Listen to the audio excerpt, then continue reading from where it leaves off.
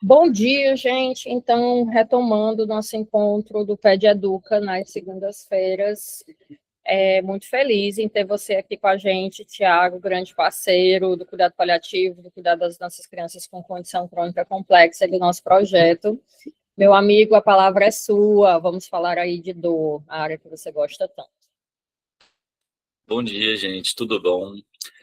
A gente já teve alguns momentos aí no ano de 2025, né, com algumas aulas, e a gente sempre deixava alguma pincelada sobre o controle de sintomas, né, que é realmente a nossa carta na manga dos cuidados paliativos. Eu acho que é o nosso grande diferencial, porque comunicação todo mundo tem que fazer, né? Conferência, todo mundo tem que fazer, todo mundo consegue se organizar para fazer, às vezes o seu jeito, enfim. E a equipe multi está cada vez mais enquadrado em todos os cenários, né? É para ser enquadrado em todos os cenários. Mas controle de sintomas, e no caso do manejo da dor, né, como manejo de outros sintomas de espineia e, enfim, nós temos uma aproximação muito interessante com aquele paciente, com aquela criança. Então, é o que nos faz nos aproximar. Saber que aquela criança está sendo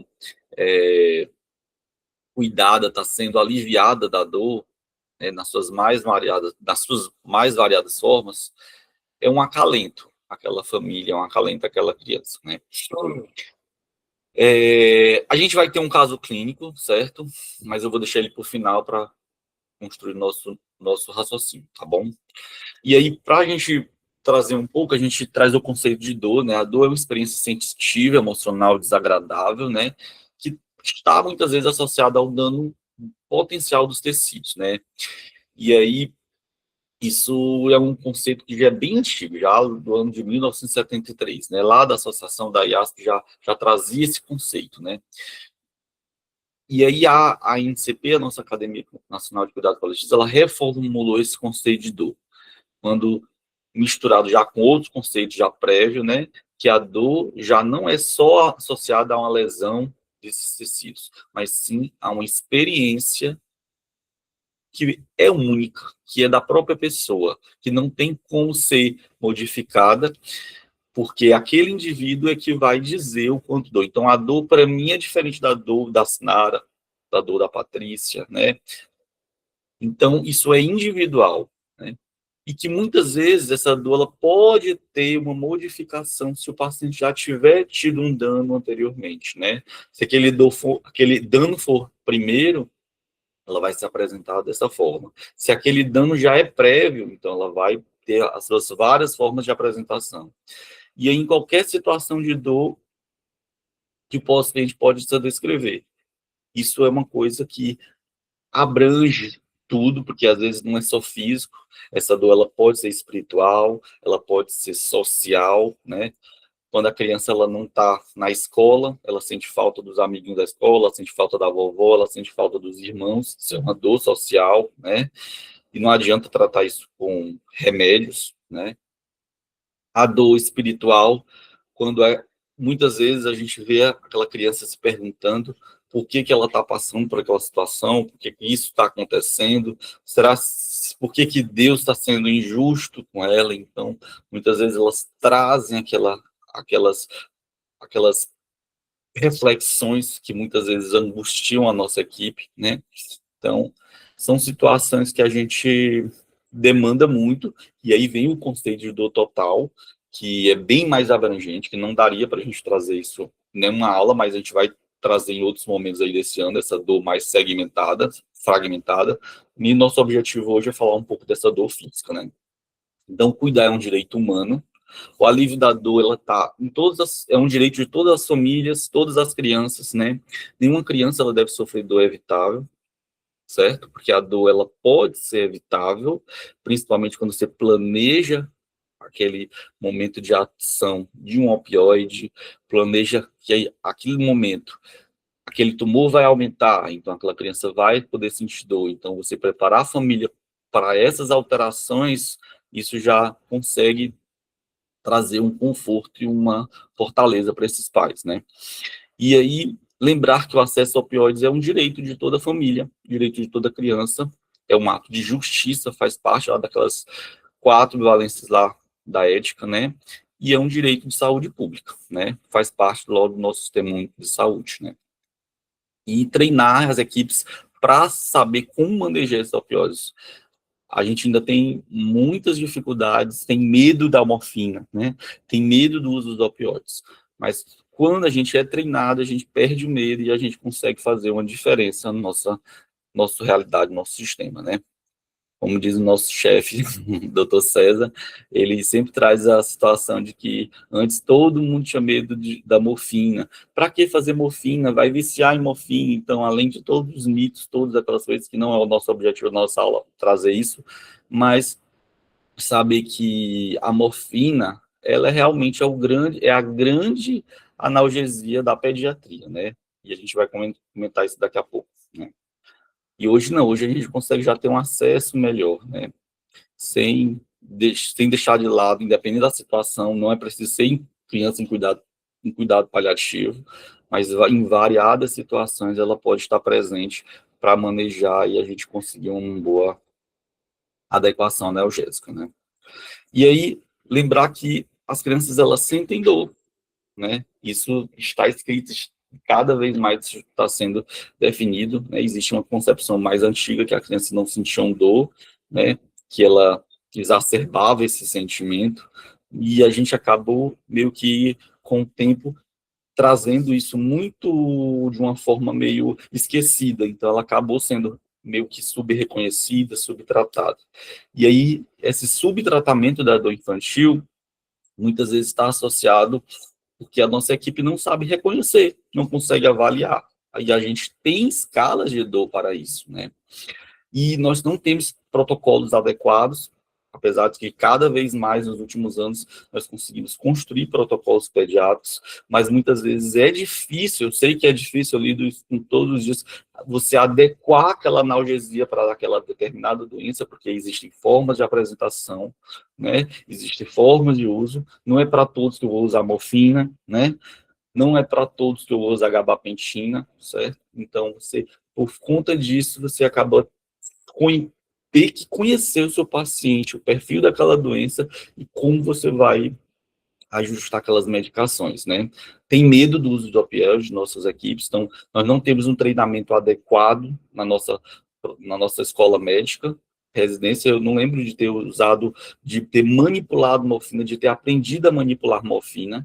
Na residência, isso já começou, ficou um pouco mais próximo, mas se você vê uma UPA, por exemplo, que um paciente chega lá com queixa de dor, adulto ou pediátrico, dificilmente aquele médico de recentemente formado, ele vai utilizar da sua cartola ao uso da morfina, né? Apesar de ser uma medicação que está bem disponível. Ele vai utilizar de outras analgesias, né? Claro, começando pelo básico, de pirona e tudo, mas num potencial de dor ele não vai conseguir reconhecer.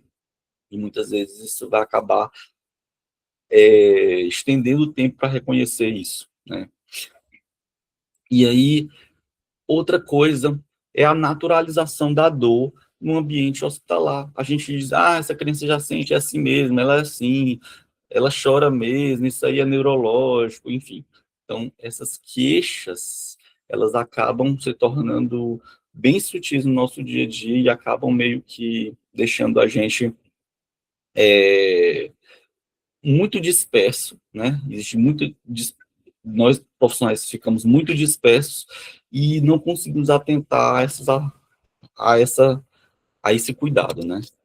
E aí lembrando que essa dor ela pode ser nociceptiva, ela pode ser somática e ela pode ser visceral. Então, nociceptiva é quando existe a lesão do tecido, né? E isso é por todas aquelas, não é o objetivo da nossa aula falar de fisiologia, que é aquela transmissão pelo nosso sistema nervoso, ascendente, descendente. Lembra daquele conceito lá do arco reflexo, que a gente tende a mão e a dor é transmodulada e depois é devolvida para ser retornada, né? E aí Temos também a dor somática, que é quando essa ação acontece a nível de receptores na pele, né? E a dor visceral, quando isso acontece dentro dos órgãos, né? E aí, dentro dessa linhagem, nesse outro lado, a gente tem a dor neuropática. Então, quando não é por um dano tecidual, ela pode ser neuropática. E aí ela já tem acometimento de um sistema somatosensorial, né?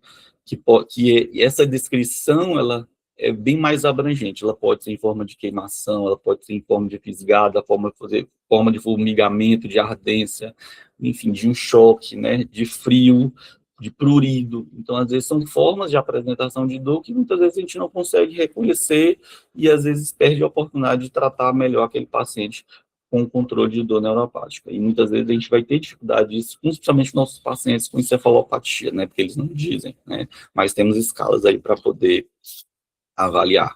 Então, não é a dor neuropática, não vai ser tratada com morfina, né? A gente tem outra opção de opioide, também tem outras opções de analgesias para atuar em outros receptores, né? Então, lembrar dessas diferenças, né? E aí, ela pode também ser pode ser classificada também pela forma do tempo, né? Pode ser dor aguda, quando é resultante de lesões teciduais, associadas a procedimentos de curta duração, né? A dor crônica, quando ela se persiste por meses e anos, mas dentro da dor crônica a gente pode ter a breakthrough pain, que é aquela dor disruptiva, que é aquela dor insidiosa que incide mesmo num feixe de dor controlada, a gente vai lá daqui a pouco no exemplo, e a dores procedimentais que são associadas a exames, injeções e procedimentos invasivos, onde nossas crianças são submetidas aí recorrentemente, né? E aí, lembrando o modelo organizado por T-Cross, né, que foi onde esse é um dos pioneiros nos cuidados paliativos de falar de controle de sintomas. Então, para todos os sintomas, e aí direcionando para a dor, você precisa saber qual é a doença desse paciente, quais são as intervenções que já foram realizadas, quais são os tratamentos possíveis diante daquela doença, por que aquela doença causa dor, né? Qual é o mecanismo da dor? A ação dela é nociceptiva, ela é visceral, ela é somática, ela é neuropática, né? Quais são os fatores que podem estar associados, mas que não são físicos? Será se ela contribui para um componente espiritual, um componente social, um componente psicológico? Às vezes a ansiedade, a angústia, a fadiga, todos esses sintomas externos aí que não sejam propriamente físicos, possam estar envolvidos e podem estar interferindo nessa dor física, né? Então, isso é independente, né? E aí você precisa detalhar essa dor, né? É interessante que você tenha junto com essa família um diário dessa dor. Então, às vezes a mãe fica meio dispersa em relação ao que essa dor pode, como essa dor pode se apresentar, mas aí é interessante você construir com essa família, junto com essa criança que não consegue se comunicar, ou se ela se consegue se comunicar, essas discriminações, toda essa caracterização, né? Qual é o tipo, qual é a localização, qual a duração, se irradia, se tem fatores associados ao tempo, é de manhã, de tarde, é de noite, é quando ela vai dormir, né? Quais são os fatores de agravamento, quais as interferências que possam estar associadas na atividade, né? E se tem alguma capacidade, alterações prévias a fármacos anteriores, já foi feita a medicação, ela não se deu bem, aconteceu um efeito colateral, então como é que isso pode ser manejado?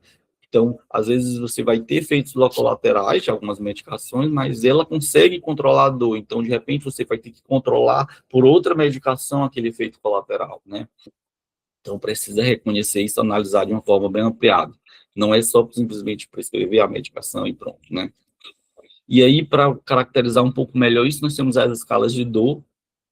As escalas de dor, a escala facial, uma escala que é bem comum na pediatria, apesar de que a gente não tem tanto uso no nosso cenário, é mais de observação, o profissional vai lá, às vezes o profissional de enfermagem ou o técnico de enfermagem olha a escala e vê qual é a carinha que mais se aproxima da criança, e às vezes isso pode ter uma perceptibilidade errônea, né, enfim.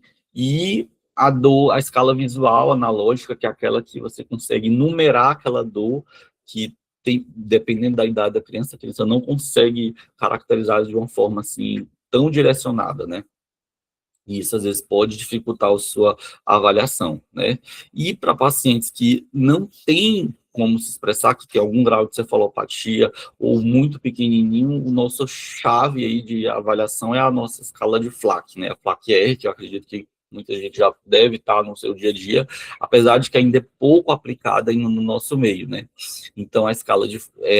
lembrar dessas categorias, né? Que, pelo próprio nome, né? Face, de categoria de face, né? Como é que esse paciente se apresenta? Lembrando que essas numerações, elas vão aumentando aí à medida que o paciente ela potencializa essa dor. Então, aqui para você marcar o número 2 para a categoria de face, você já vê esse paciente mais, sobrancelhas mais salientes, mandíbulas mais cerradas, você vê tremores, né? Você vê uma face apresentando estresse, uma expressão assustada, de pânico, né? Você vê nas categoria de pernas, ó, você já vê chutes, você já aumenta considerável de espasticidade, isso pode estar associado, você vê tremores, né? A atividade, você já vê um corpo arqueado, um rosto rígido, a cabeça chacoalhando, com tremor, uma respiração mais presa, às vezes um gasto associado, né? E choro, um choro mais regular, reclamações mais frequentes, impulsos verbais, né? Grunhidos, né? E com solubilidade, você já tem uma dificuldade de consolar, né?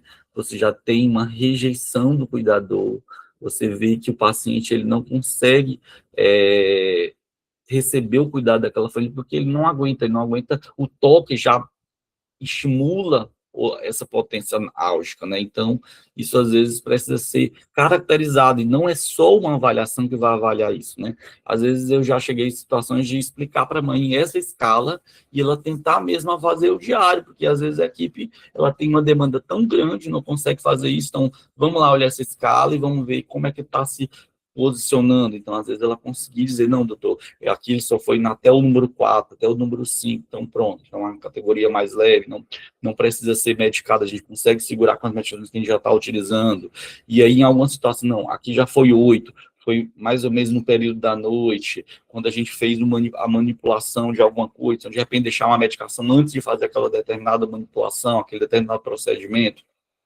Então, isso precisa ser bem avaliado pela equipe profissional, mas também a família pode ser treinada para aplicar essa escala, né, junto à sua criança, né? E aí, sempre lembrar que esses pacientes precisam ser avaliados tanto acordado como dormindo, né? E você precisa caracterizar essa pontuação antes e depois, tá bom? E toda equipe de saúde, toda equipe multiprofissional, ela pode ser treinada para a aplicação dessa escala, tá? Então, na pediatria, o esquema analgésico, ele não é só medicamentoso. Nós temos o esquema analgésico multimodal, né, que é a referência que a gente tem no Oxford e que está bastante disseminada já. Lembrando que como é que você pode tratar a dor na pediatria por várias formas de ação, né, ou pelo analgésicos básicos, aqui não inclui o dipirona por efeitos aí, efeitos de interesse de cada país, né? Mas a gente já tem aqui a dipirona, junto com os anti-inflamatórios, né? Temos aí a ação dos adjuvantes, né? Como eles são importantes no manejo de dor, né? Os alfa-agonistas, os gabapentinoides, né? Os antagonistas de NMDA, né? Os bloqueios, né? Que podem ser oferecidos, né? O uso dos opioides em grande cara, né?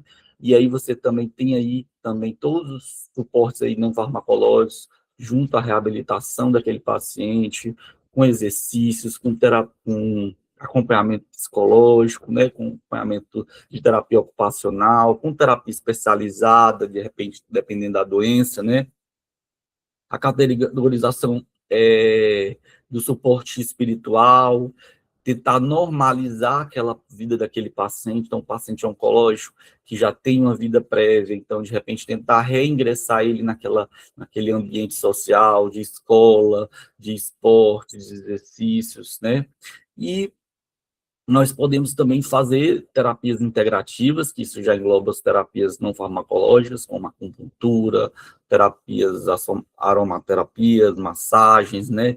A gente tem uns pacientes aqui com epidermose bolhosa que a gente consegue oferecer coloterapia, né? São suportes que envolvem o mecanismo de iluminação da sala, né, musicoterapia associada. Então, algumas técnicas de relaxamento podem ser incluídas, e os pacientes conseguem, junto com a medicação analgésica, fazer a troca do curativo quando é necessário, né, e aqui, que é algo que vem crescendo bastante, a gente ainda não tem tanta experiência ainda no nosso serviço, não sei, depende do serviço de vocês, que são as anestesias regionais, né, os implantes intratecais, né, os bloqueios de nervos específicos. Em algumas situações, pacientes oncológicos, com pressão tumoral, a gente às vezes consegue fazer alguns bloqueios e consegue controlar um pouco aquela analgesia e reduzir o uso de opioides em algumas situações. Alguém quer fazer alguma pergunta? E aí, Ninguém colocou nada no chat, não, Tia, pode continuar. como é? Ah, tá bom, Ninguém beleza. fez nenhuma pergunta, não, pode continuar. Beleza, tá ótimo. E aí, as nossas terapias não farmacológicas, né? Eu não tenho muita propriedade para falar tanto sobre isso, mas acho que seria interessante depois alguém, especialista, a gente ter uma aula só sobre isso, porque isso faz parte do tratamento, isso precisa ser acoplado à terapia farmacológica, né? Isso não anda sozinho, nós não andamos sozinhos, né? Precisa ser integrado, a gente consegue fazer junto com a equipe multiprofissional, várias formas de adaptação, né? Então, entra termoterapias, entra acupuntura, entra musicoterapia, entra fisioterapia. A gente vê que uma criança com algumas agulhinhas aí, né? Terapia por estimulação elétrica, né? Que é o TENS, né? A própria psicoterapia, visita de amigos, né? Visita dos pets, isso vem crescendo bastante. A gente já tem no hospital as visitas dos nossos Goldens aí passando, todos uniformizados, são bem interessantes aí, né? E os passeios, que são chamados passeios terapêuticos, aquela criança com condição crônica, a gente às vezes consegue fazer, leva no shopping, leva no cinema, consegue pelo menos ajudar aquela criança a sair um pouco da sua realidade, né? E aí, lembrando que o tratamento da dor física, né, ela vai incluir os dois patamares de controle de dor, que cada vez mais, que desde 2012, né, diferente dos adultos, que são 3 patamares, na pediatria são 2 patamares. Não, isso precisa ser reconhecido pelo profissional de pediatria em geral, que cuida de crianças com condições crônicas, agudas, que nós temos na pediatria 2 patamares, né, um para controle de dor leve, e o outro para controle de dor moderada e severa. O que vai diferenciar o controle de dor moderada e severa é a dose da analgesia, né? Então, primeiro patamar, uso de paracetamol, ibuprofeno, dipirona e outros anti-inflamatórios associados, né? E o segundo patamar é o uso de opioides, no caso a morfina é o de eleição, apesar de que a gente já tem uso bastante do tramadol, mas ele não é reconhecido na FDA como uma analgesia que possa ser oferecida, apesar de que tem vários trabalhos já utilizando o uso do tramadol e com adequação analgésica, mas muitas crianças, devido à forma de disponibilização desses receptores, pode ter aumento nos efeitos colaterais e, consequentemente, você não conseguir atingir a analgesia que você consegue diante de uma morfina com dose baixa. Então, às vezes, fazer tramal pode retardar a potência analgésica em algum paciente e, às vezes, para conseguir essa analgesia realizada pelo tramal, você precisa aumentar a dose, e aumentar a dose implica em aumento de efeitos colaterais. Então, em algumas situações, principalmente nos menores, talvez não seja a melhor medicação, tá? E a morfina é o nosso a nossa medicação de referência, né? E a dose da morfina, a dose mais baixa, aquela dose de 0,05 a 0,03, dependendo da idade, ela pode ser muito bem utilizada para controle de dor moderada, enquanto a dor severa acima de 0,1, 0,15, e utilizando aqueles artifícios de bomba de morfina, seria nossas referências iniciais, né, de analgesia em pediatria, né? Então, lembrar que, para o tratamento da dor física, a nossa preferência vai ser sempre pela boca, né? É a analgesia via oral, que ela é mais eficaz, ela é simples, ela também tem o mesmo, também tem eficabilidade, né? E ela é menos dolorosa, né? Mas, às vezes, no contexto hospitalar, a gente não consegue ter isso de uma forma tão ampliada. Mas o uso da morfina em comprimido, que pode ser diluído, ou em algumas situações ser manipulada, ela pode ser também uma boa opção para o controle analgésico intermitente, né? E, às vezes, a gente esquece disso, né? Fica dependendo de acesso venoso para fazer morfina, né? Então, é sempre lembrar que ela sempre pode ser transicionada aí, e lembrando a diferença de dose aí entre um e outro, né? E para o indivíduo, né? Cada paciente vai ter suas características específicas. Então, a analgesia é direcionada para aquele paciente, para aquela doença, como aquela doença se comporta naquele indivíduo, se ela é difusa, se ela é localizada. Então, cada paciente tem que ter individualizado no controle analgésico, né? E lembrar da utilização das analgesias coadjuvantes, mesmo você começando uma morfina, não impede você utilizar medicamentos de potência mais leve, complementar essa utilização e utilizar outros analgésicos com ação em outros receptores para poder ser isso avaliado melhor, né? Lembrando que é interessante você deixar essa analgesia regular pelo relógio, né? Então, cronometrada, é interessante você deixar essa analgesia de horário para a criança antes do horário previsto, ela evite sentir dor, porque às vezes, se você tem uma dor considerada alta já na escala e tudo, você começar a morfina, deixar só se necessário, às vezes você pode não ter controle analgésico e retardar aquele controle. E aí, quando você vai botar intermitente, ela vai precisar já de uma dose maior. Então, é interessante sempre iniciar doses baixas, intermitentes, no reloginho e deixar o bolo de resgate se necessário, né? E sempre atentar a avaliação continuadamente dos sintomas, dos efeitos colaterais.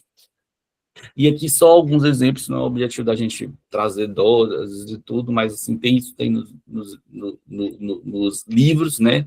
E analgesia simples com AINES para dores leves, nós temos paracetamol, dipirona com suas doses, ibuprofeno, cetorolaco, e analgesia primária moderada severa com opioides, né?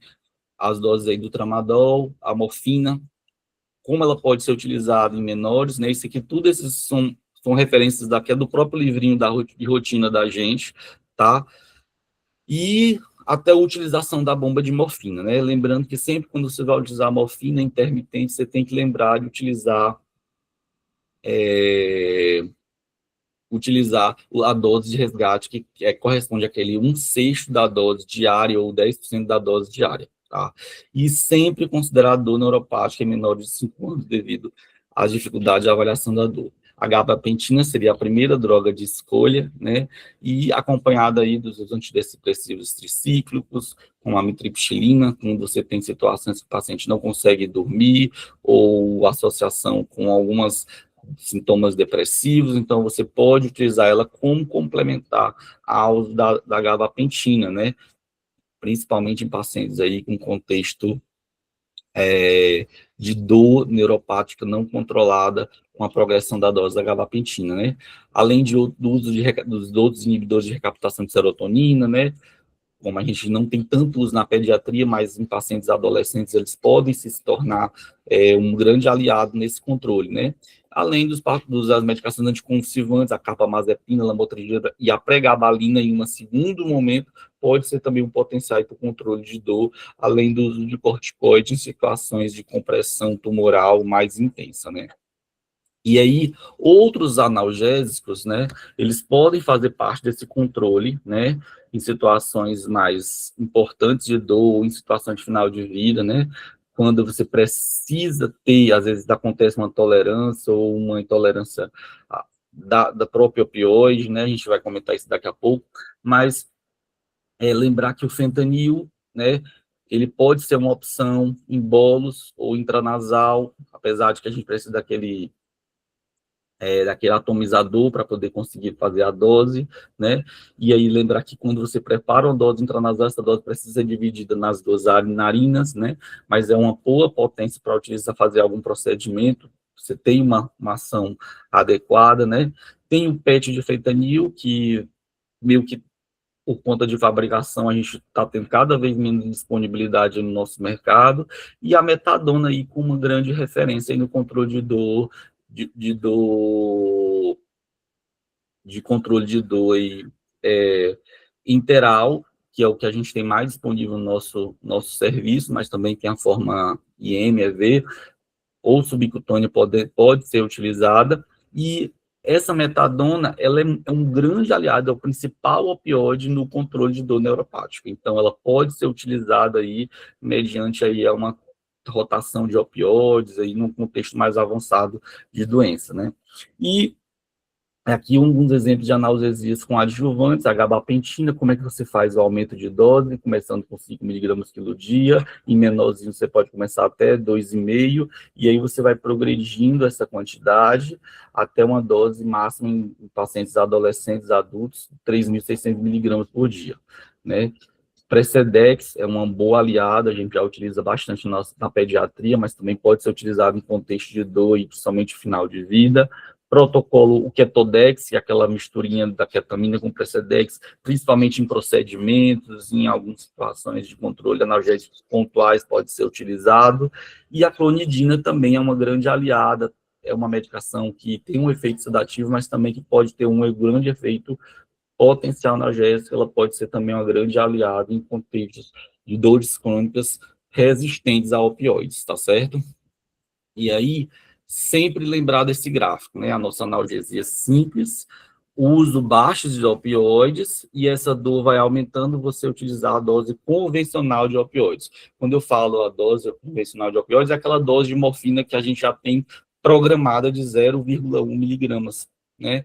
E aí, essa dosagem sempre está sendo acompanhada por outras analgesias de suporte, né?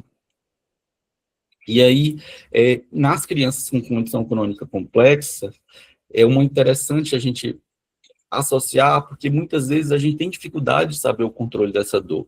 Então, 90% dessas crianças elas podem ter dor recorrente, né? 75% ocorre semanalmente, né? E mais de 50% os episódios podem acontecer em uma duração super prolongada do dia, acima de 9 horas.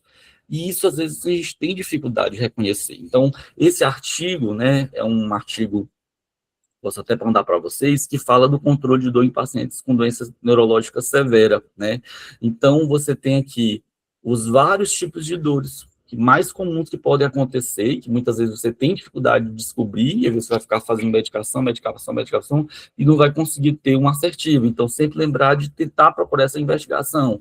Será por hiperestonia? Será por questões musculoesqueléticas, né? Às vezes luxações de quadril que podem estar associadas a esses pacientes com encefalopatia na hora da manipulação, fadiga muscular, constipação, né? Como é que está essa regular? Às vezes o paciente ele faz uma evacuação, mas não é aquela evacuação consistente, não é aquela quantidade adequada, e sempre fica retendo fezes aí durante esse processo, e consequentemente a isso você acaba perdendo um controle um pouco. Então, de repente, essa constipação pode estar associado a isso e às vezes um controle mais regular disso facilita o controle de dor, né? A próprio refluxo, né? A desmotilidade intestinal, né? Algumas iatrogenias, pós-cirurgias e tudo pode estar associados.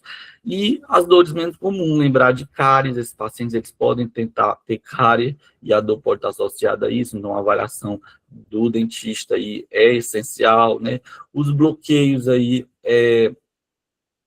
às vezes as dores podem situações de processos não tão específicos, né, e que muitas vezes podem estar associados a contextos externos, né, às vezes a falta da própria mãe, né, às vezes associado também a algumas medicações, algumas infecções, né, como pancreatites, infecção do trato urinário, né, cefaleia e etc. E outras causas nociceptivas, a própria abrasão corneal, a própria boca seca, né, os tubos de gastrostomia ou tracostomia, isso tudo pode ser dispositivos, coisas de controle de dor ineficaz, né, locais de dor ineficazes que podem ser avaliados melhor, como também lesões de pele, extremidades. Então, aí, você precisando da equipe multiprofissional para auxiliar nessa investigação, né? E aí, lembrando que esses pacientes com comprometimento neurológico grave, que você tem a escala de Flaco como a sua aliada para aplicar essa dor, você lembrar que você pode ter uma ampliação dessas formas nociceptivas dessa dor, né? Você pode ter uma própria dor neuropática central, pela própria lesão cerebral, né, uma excitabilidade alterada desse córtex, então não significa que seja uma compressão tumoral, não significa que se esse paciente ele tem uma distonia incontrolável, ele tem uma queixa de dor persistente, recorrente à manipulação, e você já investigou outras causas que poderiam estar associadas, você tem que lembrar que esse paciente neuropata ele pode estar diante de uma dor neuropática central. E aí você tratar com medicações para esse uso, né? Lembrando de disfunções que podem acontecer, a própria disponibilidade gastrointestinal que pode estar associada ao uso das próprias medicações, inclusive os opioides, né? Então, características simples que muitas vezes a gente ignora, como rubor facial, algumas alterações na frequência cardíaca, hipersalorreia, podem ser situações de disfunção autonômica desses pacientes associados à dor.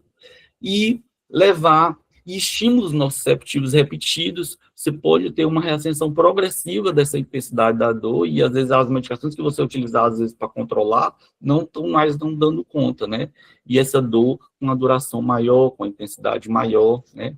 E aí lembrar dessas causas de dor, que são causas bem comuns nos nossos cenários, espasticidade, distonia, lembrar de subluxação de quadril, lembrar da doença do refluxo, lembrar de constipação, lembrar que você pode fazer as movimentações lá, mas com adequadas, sempre ajudando a mãe, que a mãe é a que mais conhece esse paciente ou acompanhante, e que quando você não tem uma resposta não satisfatória ao uso desses opioides, que muitas vezes você não vai ter, você vai ter que lembrar da gabapentina aí e das possibilidades de progressão dessa medicação, certo?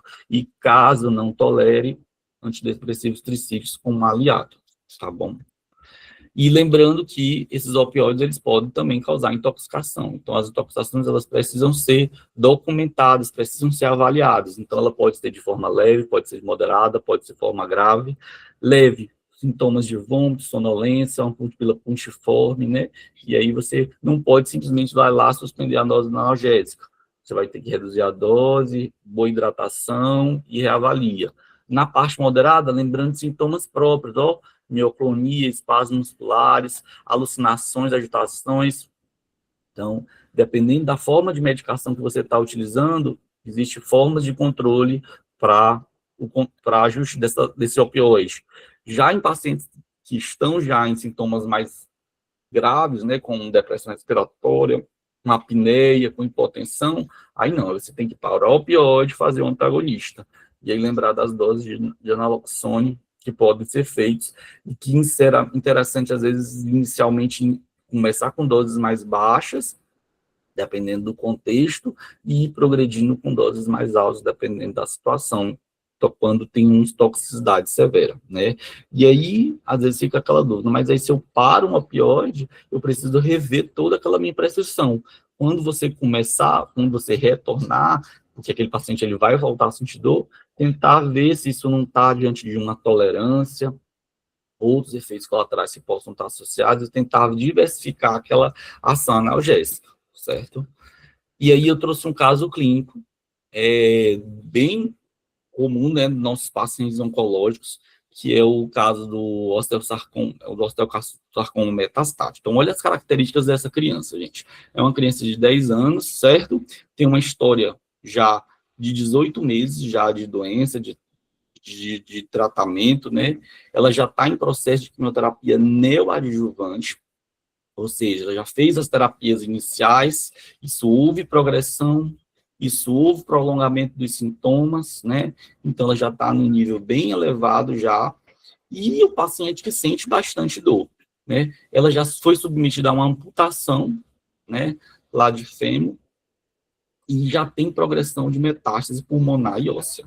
E aí foi caminhada para a equipe de cuidados paliativos por conta de uma dor progressiva de difícil controle. Aí quando você vai perguntar para a criança, olha como é que ela caracteriza a dor.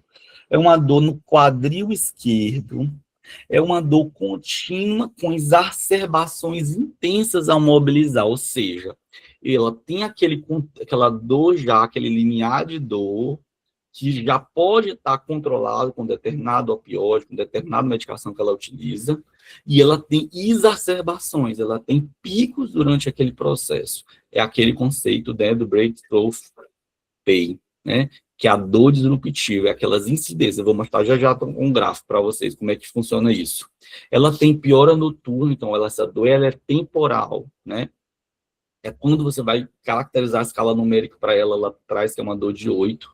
Ela tem um grande impacto funcional na vida dessa criança. Ela tem dificuldade para dormir. Então, a gente tem que lembrar de outras coisas que você poderia ajudar nisso, e não simplesmente aumentar a dose da medicação que ela já usa, né? Tem que evitar mobilização, porque isso causa muita irritabilidade. Ela não consegue se mobilizar. Então, você vê aquela criança mais paradinha no leito, mais paradinha no canto, né? E aí, como é que essa equipe, por exemplo, pode ajudar uma equipe de fisioterapia, uma equipe, né? Nosso objetivo, eu não consigo trazer a contexto não farmacológico. A gente vai se focar no contexto medicamentoso, mas a gente vai ter outras oportunidades para discutir isso. E aí, o tratamento dela, olha como é que é o tratamento.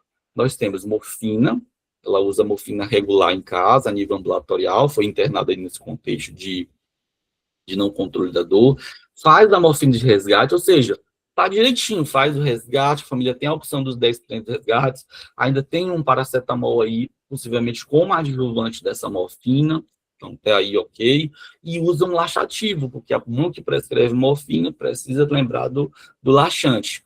E aí, olha o que aconteceu. Nas últimas semanas, ela vem aumento progressivo da dor de morfina, com resgates cada vez mais frequentes, certo? Então, olha só, vocês veem esses gráficos? O gráfico que foi tirado lá do Oxford. Olha como você está vendo aqui essa analgesia, você vê lá essa dor, esse limiar de dor, né? E você vê a analgesia dando conta. Só que em alguns momentos você tem aqueles picos, né? Que é a própria dor disruptiva, né? É uma dor que vem em pico dentro de uma dor que já é crônica, né? E aí chega um momento que você consegue ajustar as medicações, então essa dor analgésica ela consegue ficar controlada. Qual o problema? Você aumentou muito a dose da medicação, por exemplo, se você utilizar a morfina, e isso vai causar tolerância.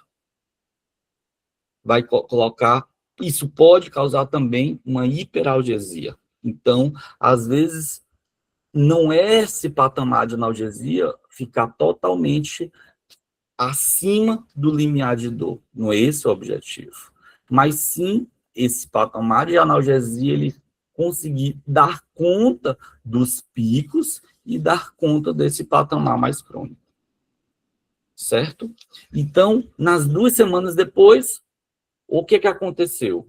Começou o aumento progressivo na dose de morfina, ela fazendo muito resgate, o doutor lá só ajustando a dose de morfina.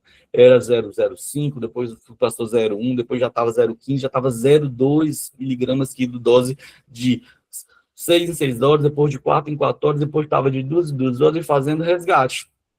Então, essa criança em casa, possivelmente já estava internada, já estava até com bomba de morfina e fazendo os resgates e não conseguia dar conta. E olha, começou a fazer o quê?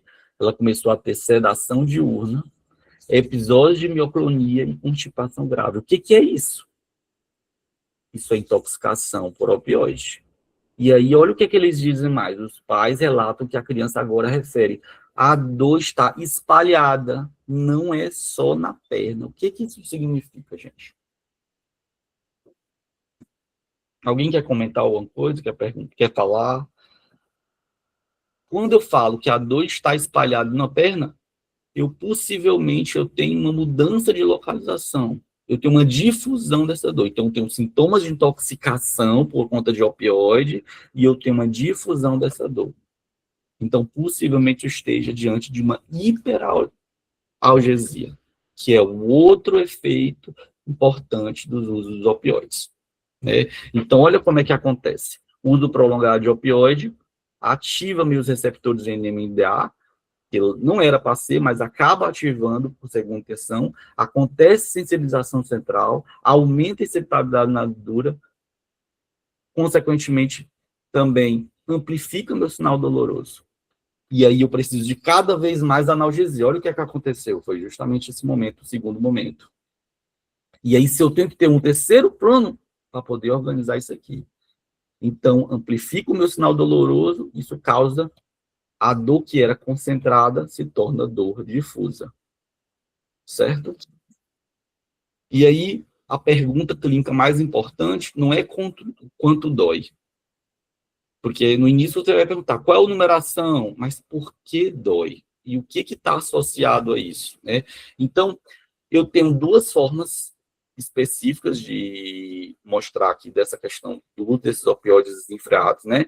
Você tem a própria resposta esperada, que é a própria tolerância, ou seja, você aumenta a dose e o paciente, ó, controla a dor. Isso é tolerância. Mas você pode acontecer de você aumentar a dose, que foi o caso aqui dessa criança, e ela começou a apresentar um aumento da dor. E aí você precisa ajustar esse plano para que você consiga ajustar essa dose do opioide e essa dor depois ser controlada. Então, qual o plano proposto? Rodar esse opioide. Então, se eu uso morfina, eu pensar no uso de metadona, né? Iniciar um adjuvante neuropático, né? No caso, a gabapentina ou a pregabalina, podem ser opções aí interessantes. Ou então, o uso de uma amitriptilina, já que ela não está não conseguindo dormir, né? Ou se ela já usa gabapentina, aí não diz, mas se ela já usa, de repente, tentar uma outra analgesia complementar. E outra, a interessante, uma das formas de tentar tratar esse efeito de hiperalgesia é a ketamina em dose baixa. Você faz uma dosezinha de 0,3 a 0,5 miligramas por quilo e consegue ajustar nesse controle de analgesia. Você pode também tentar radioterapia paliativa para metastasiose, né? Manejar a constipação, que ela traz essa questão, e oferecer esse suporte psicológico e de outros equipes multiprofissionais aí nesse contexto, né? Então, só lembrando que é um conjunto, é um combo para poder ajudar nesse controle, né? Tá aí as nossas referências, certo? E é isso. Lembra da figurinha lá do começo? Estava todo mundo com dor? Pois é, agora está todo mundo aí com seus momentos paliativistas. Em cuidados paliativos, controlar a dor não significa apenas reduzir em número, significa restaurar a dignidade. É isso. Show, Ti. Que caso bacana, meu amigo. Deixa eu te falar o que o pessoal complementou aqui no chat, que você não conseguiu acompanhar. O Paulo, que é físico, complementou aqui que ele, na terapia não farmacológica, a possibilidade da realidade virtual imersiva. Ele trouxe que na tese de doutorado dele, ele trabalhou isso, que é impressionante como o fator de distração é capaz de reduzir a percepção álgica, inclusive favorecendo a tolerância ao exercício e mobilização. Ele já, inclusive, utilizou no manejo da dispneia. Olha só, Paulo, olha o convite surgindo para a gente ouvir esse teu trabalho. O Joaquim trouxe aqui lembrar da cascata iatrogênica com o uso do opioide, que principalmente o efeito constipante, né? E aí deixar prescrito laxante, a recomendação de uma dieta laxativa. Eu falei. É verdade, por isso que ele soltou um coração quando você falou. O fentanil transdérmico realmente foi descontinuado, uma grande perda para os pacientes que precisam manejar em domicílio. E a nossa Silvia maravilhosa, que trouxe também a lembrança da terapia ocupacional como uma terapia não farmacológica. Pessoal aqui dizendo aula maravilhosa, maravilhoso, perfeito, sem defeitos, lindo. Muito bom, né, cara, estudador e como é necessário. Eu adorei a curva que você trouxe, como a gente precisa estar atento, que é uma tendência à intervenção farmacológica, né, Tiago? Como a gente vê esse movimento nosso de só querer fazer o ajuste sem fazer um raciocínio, porque muitas vezes a gente não conhece como as drogas agem, como elas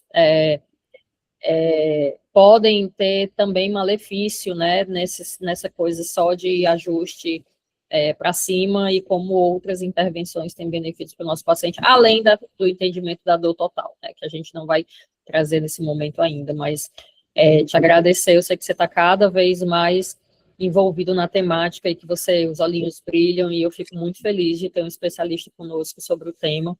Te agradeço mesmo e essa troca é muito importante.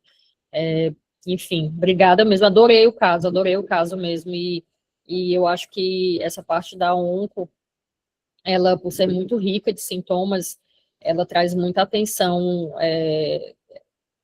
para isso, mas não é só na onco, né? Como a nossa infância precisa ter essa atenção, como você muito bem começou, né? Como a questão da dignidade, né? Como a infância tem que ser protegida, e a dor é muito subdiagnosticada, né? Ela é muito pouco valorizada no controle de sintomas, apesar de ser um quinto sinal vital, né?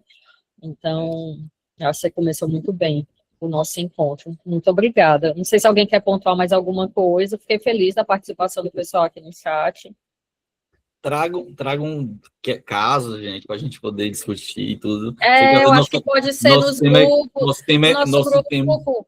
Isso, nosso tempo é curto, mas pode ter um caso, a gente pode discutir, podem falar no particular, a gente pode expor e tudo. Claro que às vezes tem gente que tem alguns receios e tudo, mas a gente pode falar individualmente, a gente está sempre disponível, né? É, eu não sou especialista em dor, apesar de que eu estudo bastante. Ainda. Tudo bem, estou tentando trazer esse objetivo aí para minha vida futuramente, mas é algo que assim, para ser paliativista não precisa ser especialista em dor, mas precisa conhecer todos esses suportes que você pode fazer e essas primeiras etapas. E o pediatra, ele é a base, né, disso tudo, né? Você orientar o pediatra no seu dia a dia, né? Aqui, claro, tem vários pediatras que não têm uma formação ainda de paliação, mas já vai construindo no seu raciocínio, no seu dia a dia, né? Esse manejo de dor, lembrando de todos esses efeitos colaterais, as coisas que podem acontecer, e sempre lembrar que estamos aí para poder ajudar em situações mais específicas, porque vão surgindo. Eu estava brigando, todo dia eu brinco. Parece que a gente está como se fosse num filme, num videogame, cada vez mais o nível está avançando e a gente vai se deparando com situações. Vale, há um ano atrás, aquela situação que me tirou o cabelo, hoje não, já é fichinha quando acontece de novo. E aí são situações mais específicas e é a experiência que vai trazendo a gente para poder construir mais coisas, né? E a gente está num hospital, né?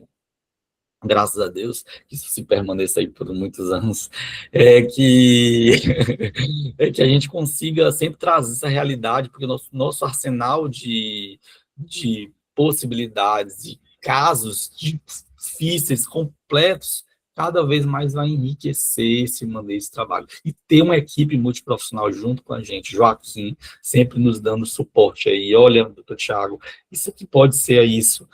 Já fizemos mudanças em OPO, já fizemos mudanças em doses, porque o Joaquim se atentou a certas coisas, certas especificidades, né? Então, sempre lembrar que a equipe multi ela pode trazer a enfermeira no dia a dia, observando, olha, é mais à noite essa criança. Então, de repente, às vezes é só a mudança de horários, às vezes é mudança de como é que a gente chama? Aprazamento. Às vezes as medicações estão muito conjuntas em uma hora só, então muda o aprazamento, diversifica mais aquele horário, que isso já consegue ter uma boa realidade, ter uma mudança já. Ô, Joaquim, você quer falar? Fala aí, Joaquim. Oi, bom dia. Primeiramente, parabenizar o Tiago, né? Sempre assertivo nesse tema que é tão caro para a gente, né? A gente conseguir manejar a dor num paciente pediátrico, que é um desafio. E dizer também que quando esse assunto ele chega até nós, uma outra ponta que me preocupa é na perspectiva da deslocalização dessas crianças, né? A gente sabe que os recursos que são utilizados, eles são imensos, né? Mas a terapia farmacológica é algo que vai fazer parte quase 90%, né, do que é disponibilizado, né, tendo em vista, né, nos territórios. A gente não ter acesso, por exemplo, à terapia ocupacional, né, como a Cléo colocou, a outras terapias não farmacológicas, então acaba a gente manejando essa dor de forma farmacológica. Mas não é simples assim, né? Por exemplo, a gente ainda tem muitos desafios na perspectiva do acesso a esses medicamentos.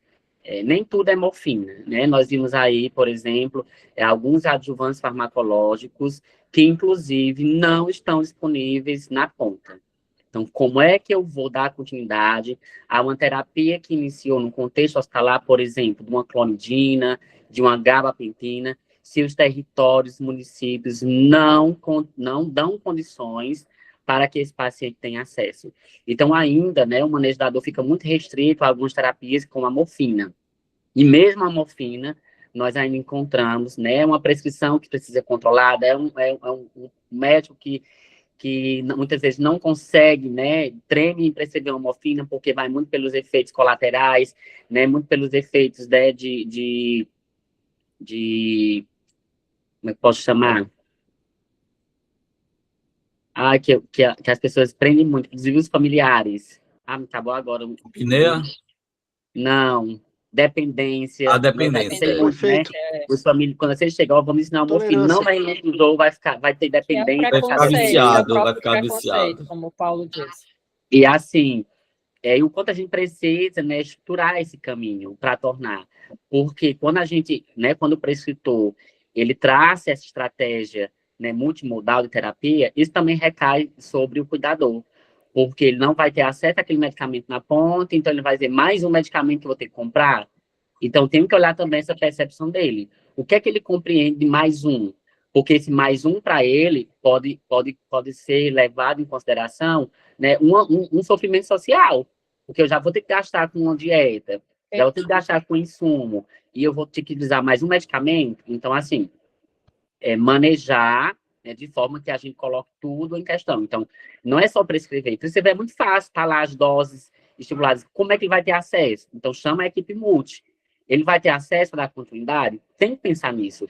Porque se a gente não pensar, a gente vai estar incluindo mais um item naquela prescrição, que vai gerar sobrecarga para o cuidador, vai levar um sofrimento social, porque ele vai dizer, ele precisa, eu não tenho condições de comprar, o município não tem, vai arrecadar a hospitalização.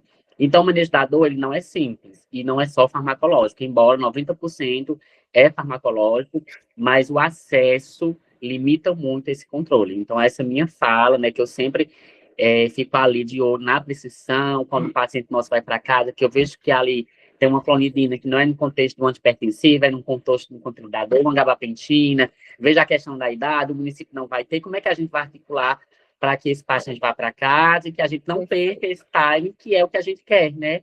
É o alívio do sofrimento, da dor física e do espiritual.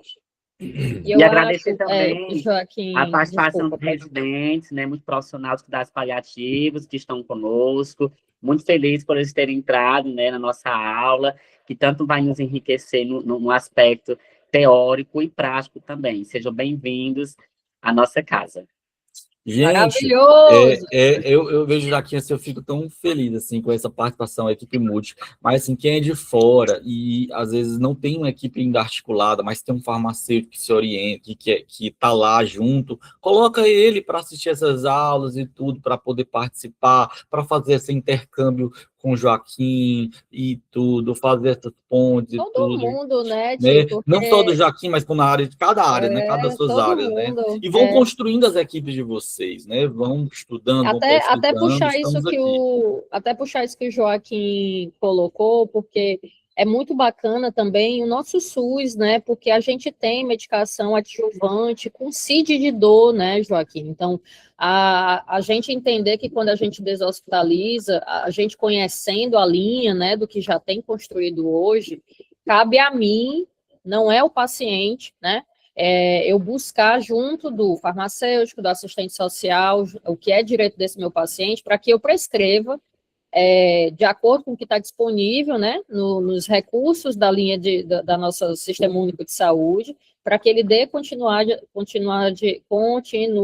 ao tratamento. Acho que você foi, assim, cirúrgico, né, porque às vezes eu vou lá, inicio uma terapia, e eu não oriento, né, esse meu paciente com o seu cuidador a buscar um serviço de atenção especializada, né, ele vai buscar uma farmácia, qual é o recurso que ele vai encontrar, porque muitas vezes está centralizado na capital, está no município, né, como que eu oriento para que ele tenha acesso, porque muitas vezes tem, né, e aí a gente vai e utiliza um similar que não tem, mas que faz o efeito muito semelhante daquele que tem disponível, porque é o que é o cômodo para mim, como médica, prescritora. Então, assim, eu acho que foi assim, você foi assim, em cima, assim, perfeito, porque eu acho que para a gente, como médico, especialmente, né, e talvez para o enfermeiro que está ali no cuidado mais na ponta, dando continuidade que o médico inicia, a gente muitas vezes não tem essa percepção da desosp, né, e do domiciliar. Então, eu te agradeço mesmo, porque você está muito envolvido nessa parte do deshospitalizar, né, e da parte do domiciliar, e você é muito engajado nessa parte. Então, às vezes eu queria muito que as meninas do serviço social também pontuassem isso, porque são as que mais enfrentam essas barreiras, né, que é quando o paciente retorna e a gente percebe que o benefício não vai conseguir dar conta disso, né, e não deveria, porque nós, profissionais, também podemos nos readequar na hora da prescrição para que ele tenha acesso ao tratamento farmacológico, caso ele esteja diante disso, daquilo que está disponível na Rename, né? Então, a gente tem que conhecer a Rename. E aí se readequar para a realidade, entrar nesse sofrimento para que o social seja o menor dos problemas, já que tem tantas outras coisas envolvidas, né? Então, obrigada, Joaquim, obrigada. Perfeito. E vamos embora, que já deu 1 hora de aula. Era para ser menos do que isso. Perfeito, perfeito, perfeito. Beijo, beijo, Patrícia, gratiluz. chego já aí, tchau. Beijo, beijo, beijo.